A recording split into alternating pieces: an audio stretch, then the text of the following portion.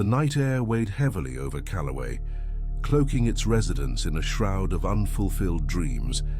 Beneath flickering streetlights, an unsettling quiet thrummed.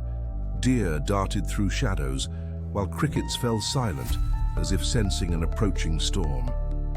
Evelyn, burdened by relentless thoughts, felt the earth subtly shift beneath her, as though reality itself quivered in her presence.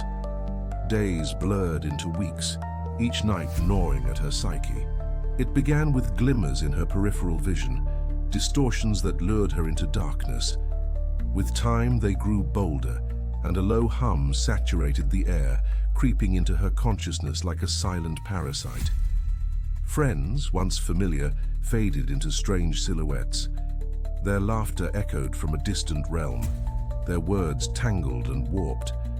Evelyn's isolation evolved into a consuming abyss. She became convinced that unseen eyes tracked her every step, a sensation that hummed in her bones. The thick fog rolling in at night took on a sinister sheen, alive and shifting under the waning moonlight. Her dreams morphed into night terrors filled with impossible shapes and vast chasms where certainty had once dwelt. Then, one fateful night, she discovered what appeared to be a meteorite beneath a gnarled tree, glistening with an eerie vibrance. It pulsed with a strange resonance, casting bizarre shadows. A presence reached out to her, not with words but through visceral imagery.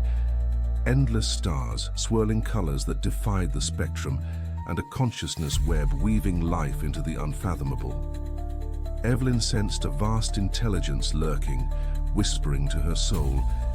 Yet the knowledge it offered was terror itself, the stark realization of her insignificance. The shadows deepened, and the hum turned deafening. What had begun as cosmic wonder morphed into existential dread, reshaping her reality into a nightmare of profound indifference, gnawing at her sanity.